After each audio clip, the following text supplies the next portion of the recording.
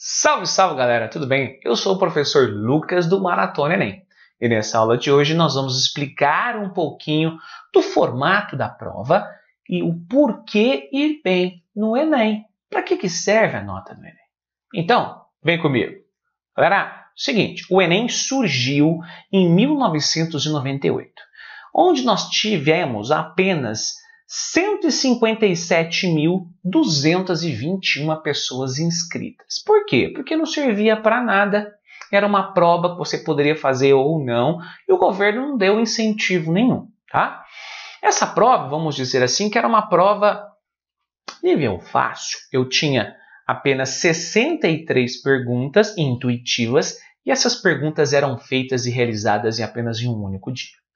Porém, o Enem, ou seja, o Exame Nacional do Ensino Médio, ele teria que ser uma prova de grande importância. Para isso, muitas pessoas têm que aderir a essa prova. Por isso que em 2009 foi criado o famoso novo Enem, é o novo formato. E para aumentar o número de inscritos confirmados aqui no Enem, de 2009 em diante, o governo lançou vários incentivos relacionados à nota do Enem.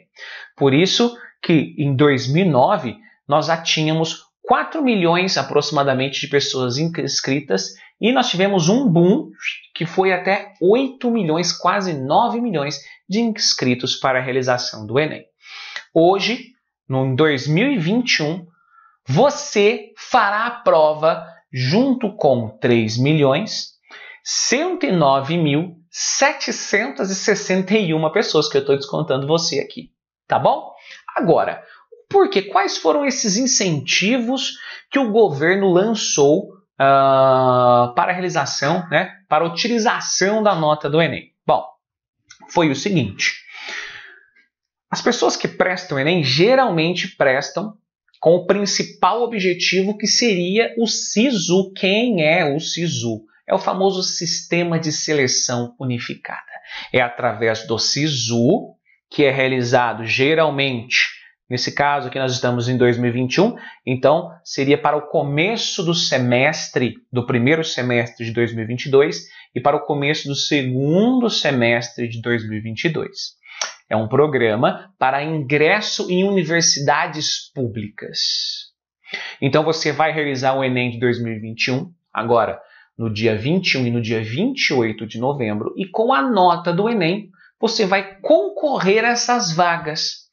Vale lembrar que no SISU, o SISU de forma geral, usa dois sistemas de seleção, ampla concorrência e o sistema de cotas. Essas cotas são divididas basicamente em 3 categorias.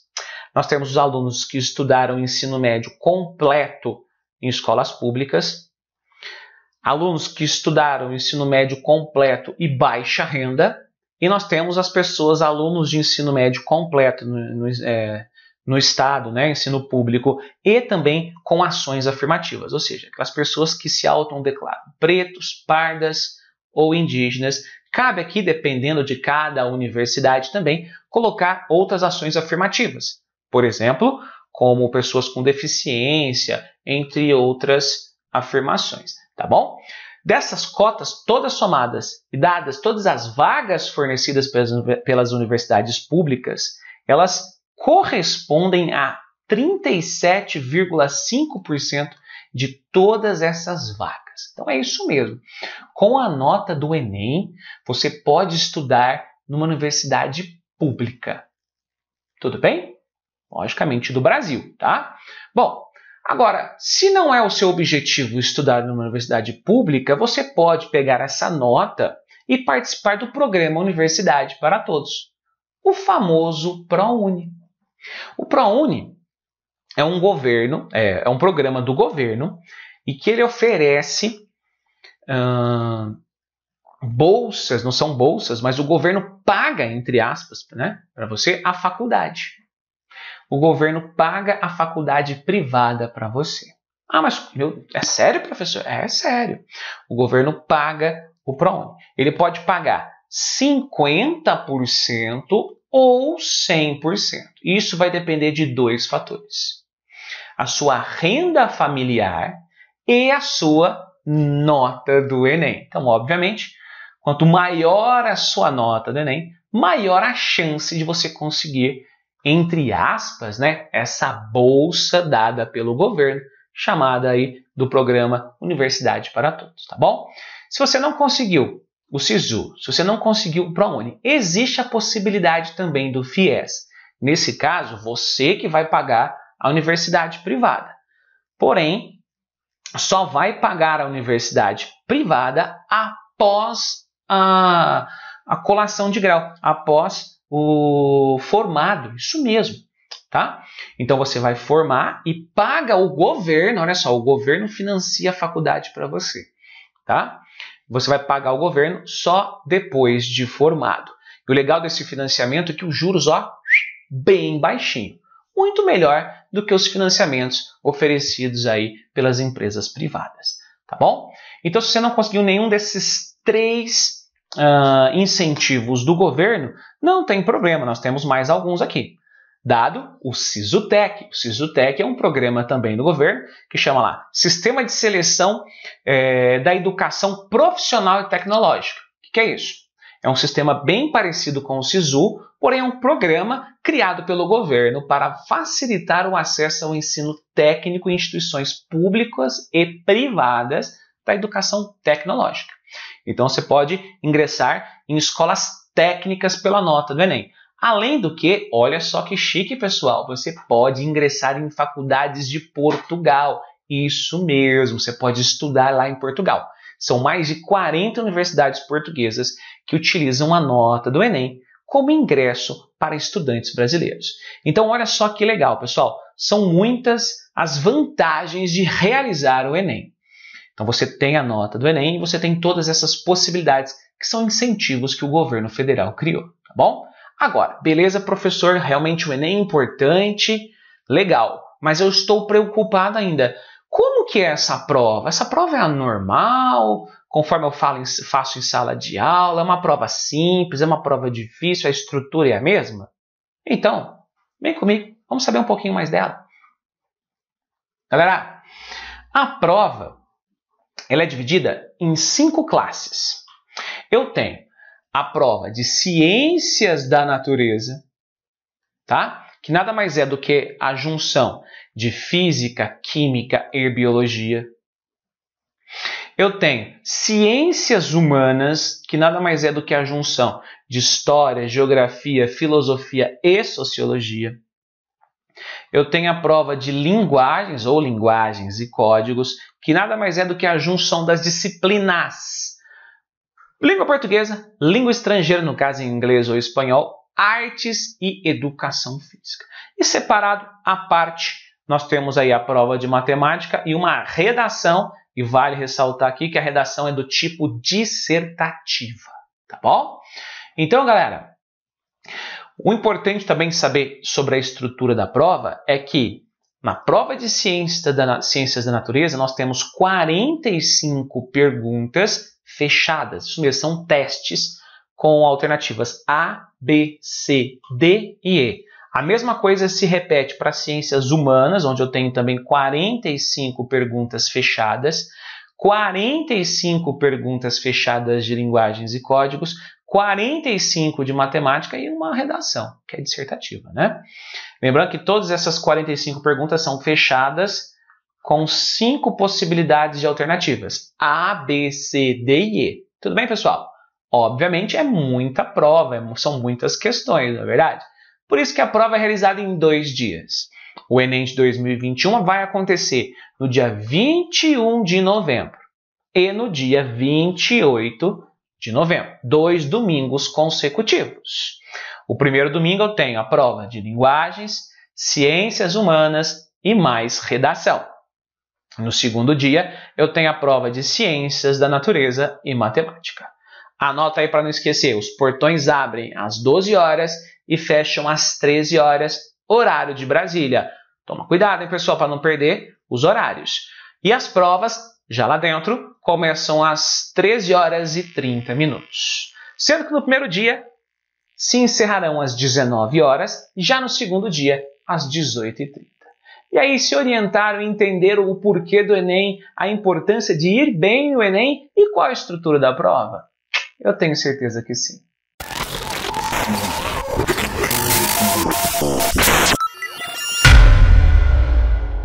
Salve, salve, galera! Professor Lucas na área, aqui no Maratona Enem. Bom, na aula de hoje nós vamos explicar um pouquinho como que funciona a nota do Enem. Será que a prova vale 10, 100, 1000? Professor, o meu primo me disse uma vez que ele teve um amigo que acertou mais questões que ele, porém recebeu uma nota menor. Isso é possível? É verdade? Galera, eu vou responder isso tudo agora para vocês. Vem comigo. Primeiro ponto que a gente tem que saber. Eu tenho dois critérios de correção. Para as provas de ciências da natureza, ciências humanas, linguagens e códigos e matemática, nós usamos o critério chamado TRI. Calma que eu vou te explicar melhor sobre isso. Já a nota da redação no Enem, ela avalia 5 competências e essas competências são avaliadas por 2 corretores. Bom, então o que eu tenho? Eu vou ter uma média das notas lançadas, calculadas pelo TRI, uma média da nota calculada pela redação, aí eu vou fazer uma média dessas duas outras médias e eu tenho o quê? A nota geral, tá bom? Bom, mas você deve estar se perguntando, meu Deus, como que é o critério de correção do TRI? Bom, o critério de correção do TRI é um pouco confuso, então por isso eu vou fazer algumas analogias aqui. Como assim, professor? Por que confuso? Porque o TRI ele não avalia só certo é certo, errado é errado. Ou seja, ele não conta, ele não leva só em consideração o número de questões certas e erradas, mas sim a coerência das suas respostas. E essas coerências, ou seja, a coerência da sua prova, depende de 2 fatores. São eles: o grau de dificuldade de cada questão acertada e também da consistência geral das respostas. Bom, então, fazendo uma analogia a essa situação, vamos imaginar uma régua pedagógica. Então, olha só o que eu tenho. Eu tenho 2 participantes. Eu tenho o participante A e eu tenho o participante B. O participante B, ele tirou 400. O participante A, ele tirou próximo aí de 650 pontos. Olha só, o que essa régua, né? O que o TRI espera do participante A? Ele espera que o participante A tenha habilidades de responder as questões 1, 34, 45, 12, 16. Já o participante B só teve habilidades de responder a questão 1 e 34. Mas, professor, como que eu posso medir a minha habilidade? Essa habilidade é medida? Alguém calcula para a gente? Sim. No próprio site do INEP, que é o responsável pela elaboração da prova, nós chamamos de mapas de itens. Então, eu trouxe alguns mapas aqui, alguns exemplos para vocês se familiarizarem com as situações. Olha só, veja esse mapa de itens de ciências da natureza e suas tecnologias. 650 pontos de habilidade significa calcular densidades de amostras que obedeçam às normas internacionais. Já, por exemplo, 697,2 pontos de habilidade, o corretor, né, o TRI, espera que o aluno tenha a habilidade de avaliar o combustível mais energético em função da densidade e do calor de combustão. Estão entendendo como se mede a habilidade? Bom, tomando também o mesmo mapa de itens, mas agora de ciências humanas e suas tecnologias, eu vou pegar 2 pontos aqui para vocês entenderem. Olha, o que o TRI espera de habilidade de um participante que tenha 662,5 pontos? Identificar a atividade econômica diretamente associada ao desenvolvimento econômico e urbano da região centro-oeste. Porém, para um participante que tem habilidade de 671,2, ele já espera que ele consiga. Esse participante deve acertar a questão que exige identificar mecanismos de controle social no período da República Velha, a partir de fragmentos do discurso das oligarquias. Então, o que eu quero dizer com isso?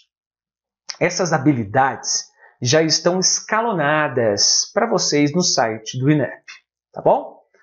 Quem tem maior habilidade e uma prova coerente significa o quê? Que vai ter uma boa nota. Não importa aqui o número de questões certas, tá bom? Então, continuando aqui com nossos mapas de itens, afinal são 4 provas que são corrigidas baseadas nesse mapa de itens pelo TRI. Eu tenho ali linguagens e códigos. Um aluno que tem habilidade de 700 pontos, espera-se dele analisar o uso de pronomes pessoais como marca de norma padrão em charges. Porém, um aluno que tem habilidade 652.3, o que a gente espera dele? Entender a temática e o modelo de construção do discurso narrativo em textos literários. Pessoal, estão pegando a ideia? Então, só para a gente fechar esse mapa de itens, olha só. O que esperar de habilidades de um participante em matemática e suas tecnologias? É o seguinte, por exemplo, um aluno que tem uma habilidade de 685,4. O que a gente espera dele? Calcular a probabilidade de um evento utilizando dados contidos em tabelas de dupla entrada. Parece meio confuso isso, né? Mas é simples, viu, pessoal?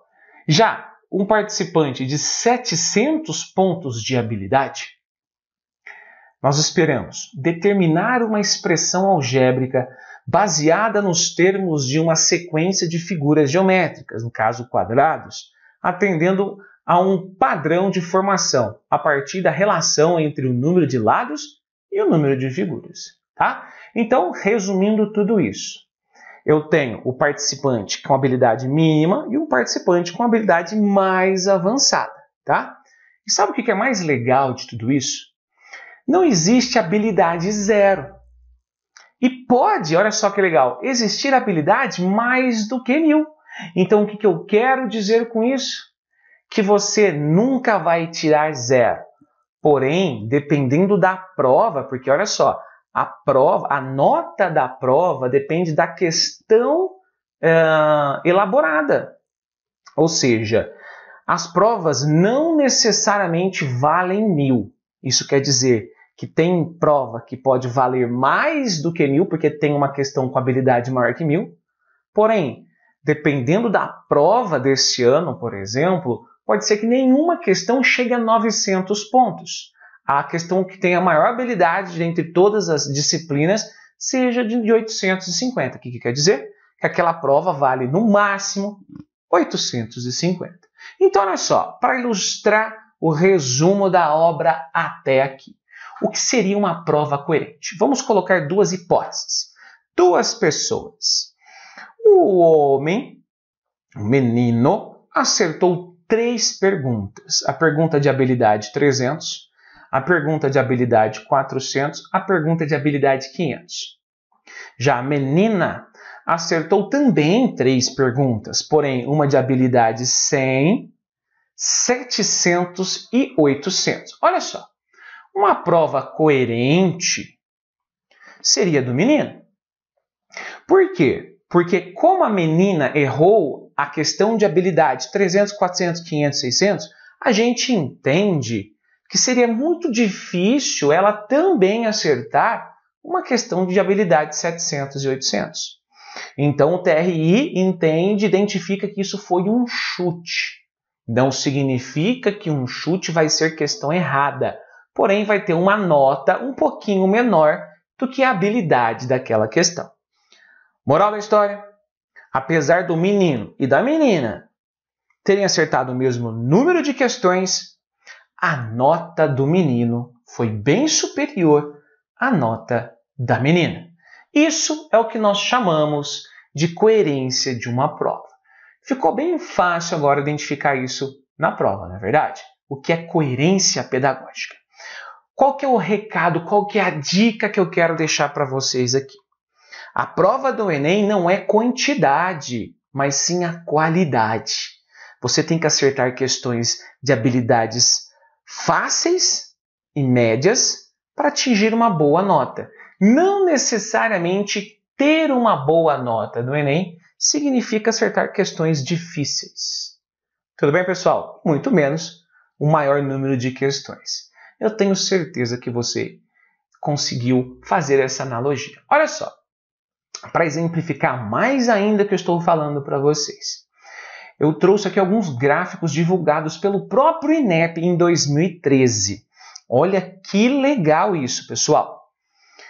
A pessoa que errou todas as perguntas da prova de ciências da natureza, ela não tirou 0. Ela tirou seus 300 pontinhos. Isso mesmo, a prova não vale 0.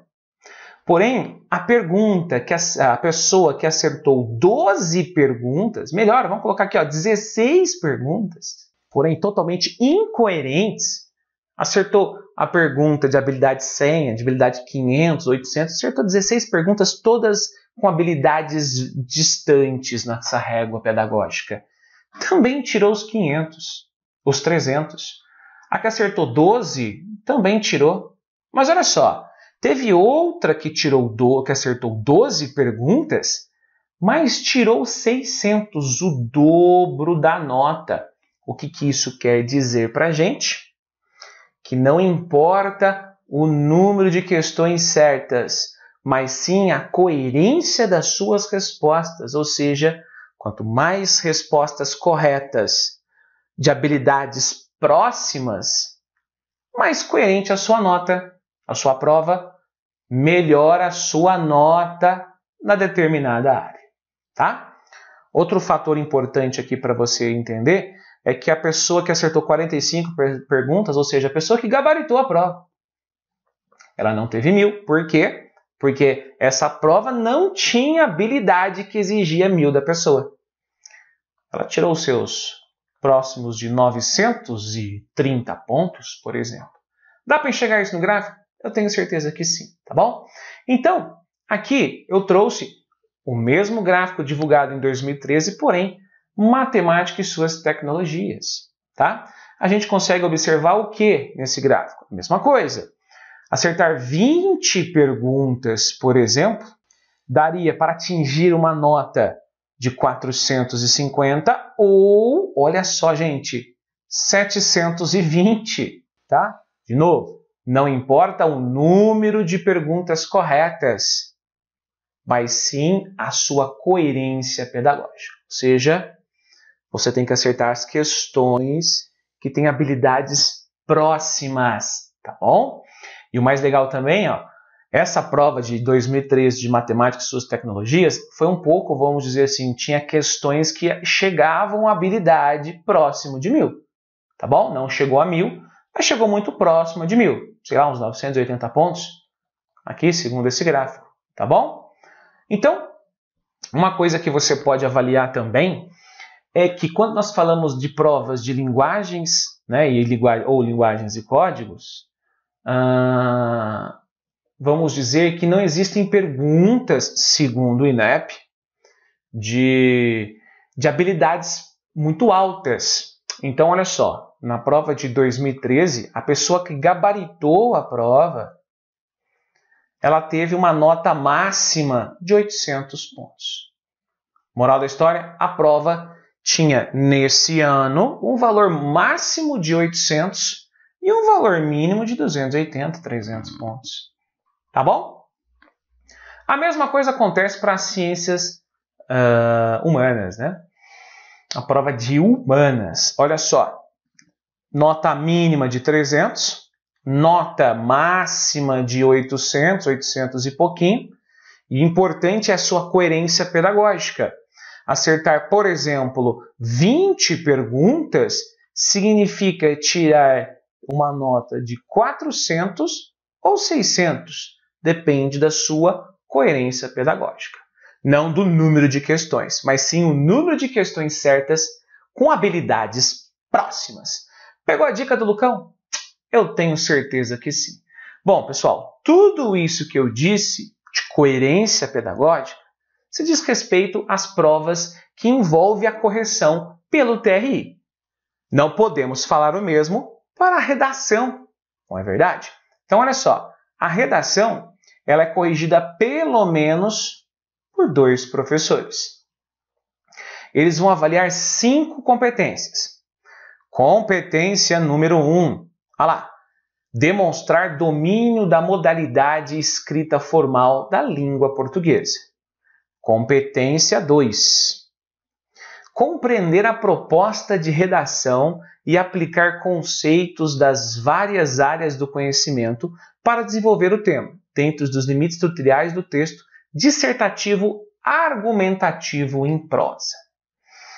Competência 3, selecionar, relacionar, organizar e interpretar informações, fatos, opiniões e argumentos em defesa de um ponto de vista. Competência 4, demonstrar conhecimento dos mecanismos linguísticos necessários para a construção da argumentação. E competência 5, elaborar propostas de intervenção para o problema abordado que respeite os direitos humanos. Galera, cada competência vale de 0 a 200. Ou seja, cada professor pode dar uma nota que varia de 0 a 1000. Sempre, sempre que eu estou falando de redação. Então, eu tenho 2 notas de 2 professores, faço uma média e chego à nota final da redação. E aí, pessoal, ficou mais claro? Entenderam como que funciona a nota do Enem? Espero que sim. Até a próxima.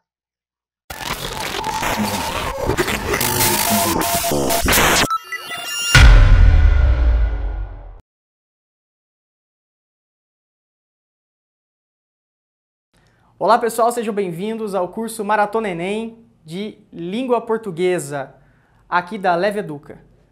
Nós vamos falar, nesse primeiro instante, da redação, a tão famigerada redação, e hoje nós vamos ver o que significa isso. Primeiro nós temos que descobrir que a redação do Enem é um tipo dissertativo argumentativo, um texto em prosa em que pode haver um tema de ordem social, científica, cultural ou política. Nós temos esses aspectos, né, que são avaliados, que a gente vai desenvolvendo ao longo da nossa escolaridade. Na redação, o que nós temos em geral é um tema, e dentro desse tema nós temos uma opinião, que é a nossa tese. Depois, ao longo dos outros parágrafos, nós vamos defendê-la com argumentos, ou seja, justificativas para essa nossa tese. E por fim, a redação do Enem cobra também uma proposta de intervenção, ou seja, o que se pode fazer para que o problema seja resolvido. Muito bem, então essa é a sequência, né? Tema, a tese, que é o nosso ponto de vista, né? A nossa opinião, depois os argumentos que vêm para justificá-la e depois, por último, a proposta de intervenção. Bom, então o que é o texto dissertativo argumentativo? É aquele que vai se organizar na defesa de um ponto de vista sobre determinado assunto. É fundamentado com argumentos a fim de influenciar a opinião do leitor. E isso é importante. O texto dissertativo argumentativo é aquele que vai convencer o leitor a respeito de determinada ideia. É preciso, portanto, nesse texto, expor e explicar as ideias. E aí que nós temos uma dupla natureza desse tipo textual. É argumentativo porque ele defende uma ideia, defende uma tese, uma opinião, e é dissertativo porque ele fala sobre alguma coisa, né? Ele utiliza explicações para justificar essas ideias. E o objetivo é convencer o leitor, assim como nós já vimos. E na redação do Enem, 2 professores graduados em letras ou linguística irão fazer a correção, sem que um saiba a nota do outro. E isso é importante. O Enem traz a proposta de garantir a imparcialidade na hora das correções. E é importante a gente saber como é que a redação será avaliada. Então, esses 2 professores vão avaliar o desempenho do aluno de acordo com esses 5 critérios, né, do quadro, as 5 competências, as tão conhecidas 5 competências do Enem. A competência número 1 é aquela que vai verificar se o aluno demonstra domínio da modalidade escrita formal da língua portuguesa, ou seja, a parte gramatical. Essa parte, essa competência, é aquela em que o professor analisa o uso do bom português pelo aluno. A competência 2 é aquela que visa a compreender a proposta de redação e aplicar conceitos das várias áreas de conhecimento para desenvolver o tema dentro dos limites estruturais do texto dissertativo argumentativo em prosa. Ou seja, a competência 2 é aquela que vai analisar se o aluno consegue compreender a proposta de redação. O que é que o Enem quer com a sua proposta de redação? E, além disso, quer verificar se o aluno consegue aplicar conceitos das várias áreas do conhecimento para desenvolver esse tema, dentro dos limites estruturais do texto dissertativo e argumentativo. O texto dissertativo e argumentativo que nós vamos analisar também depois a estrutura. A competência 3 vai verificar se o aluno consegue selecionar, relacionar, organizar e interpretar informações, fatos, opiniões e argumentos em defesa do ponto de vista. Essa é a parte muito importante do texto, em que nós vamos, a partir de uma tese, justificar nosso posicionamento. E aqui nessa competência 3, essa seleção dos argumentos, essa relação, essa organização e a interpretação dessas informações, ela será avaliada. A competência 4 já é aquela que vai ver se o aluno consegue demonstrar conhecimento dos mecanismos linguísticos necessários para a construção da argumentação, ou seja, os conectivos. Se o aluno sabe relacionar parágrafos, frases, períodos do seu texto, né, o encadeamento sintático do texto. E a competência 5 é aquela que vai analisar a elaboração da proposta de intervenção, ou seja, se o aluno consegue trazer uma solução para o problema que é evidenciado no tema da redação do Enem. Nós precisamos saber quando é que a redação receberá nota 0. E aqui estão algumas das características. A primeira delas é a fuga total ao tema. O aluno que foge ao tema, que não escreve sobre o que está sendo pedido, né, o que está sendo proposto, recebe nota 0. A segunda coisa é não obediência ao tipo dissertativo argumentativo. Nós sabemos que o texto dissertativo argumentativo é aquele que comenta questões. E aí nós já vimos que podem ser questões sociais, políticas, econômicas e com justificativos, exemplos. Se o texto não se enquadra dentro do chamado tipo dissertativo argumentativo, ele recebe nota 0. O terceiro fator que recebe nota 0 é a extensão de até 7 linhas manuscritas, ou seja, o aluno deve escrever mais de 7 linhas na sua redação. O quarto fator que recebe nota 0 é a cópia de textos da produção feita pelo Enem, né? Toda a prova do Enem existe uma proposta de redação e nessa proposta há alguns textos motivadores. O aluno não pode, de nenhuma maneira, copiá-los. Assim, se ele copiar, há também a nota 0, se houver essa cópia. Um outro fator que também atribui nota 0 é o uso de impropérios, desenhos ou outras formas que não sejam linhas manuscritas, né? Ou seja, palavras, em qualquer parte da folha de redação. Um outro fator é o números ou sinais gráficos sem função clara ou em qualquer parte do texto ou da folha da redação. Parte deliberadamente desconectada do tema proposto, ou seja, quando eu coloco alguma informação que não condiz com o texto, alguma informação que não está dentro daquilo que eu estou querendo dizer. Assinatura, nome, iniciais, apelido, codinome ou rubrica fora do local devidamente designado para assinatura do participante. Texto predominante ou integralmente escrito em língua estrangeira. Folha de redação em branco, mesmo que haja texto escrito na folha de rascunho. E, por fim, texto ilegível, que impossibilite sua leitura por 2 avaliadores independentes. Bom, e para finalizar essa aula, 2 fatores importantes quando nós vamos fazer nossa avaliação.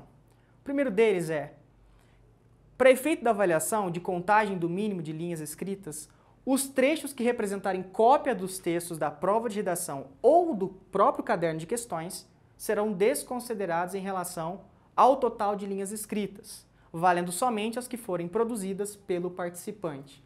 Ou seja, se você, aluno, copia alguma informação do caderno de questão ou da prova, dos textos motivadores, eles serão descartados e desconsiderados para efeito de linhas totais. O segundo fator importante, para nós finalizarmos a aula, é que o título é o elemento opcional na redação do Enem. Ou seja, embora ele seja considerado como uma linha escrita, ele não é avaliado em nenhum aspecto relacionado àquelas competências que nós já vimos. A minha dica é, você aluno que está fazendo a redação do Enem, não coloque título. O título ele pode ser um fator para desconsiderar a nota, mas não para ganhar. Portanto, talvez seja importante a gente descartar. Eu aguardo vocês para a próxima aula, em que nós vamos comentar de um roteiro, quando nós pegamos a avaliação, a proposta está na mão, o que eu vou fazer. Você, aluno que está aí se preparando para o Enem, participe da nossa próxima aula, que nós vamos ter um roteiro para você não ficar nervoso. Até mais!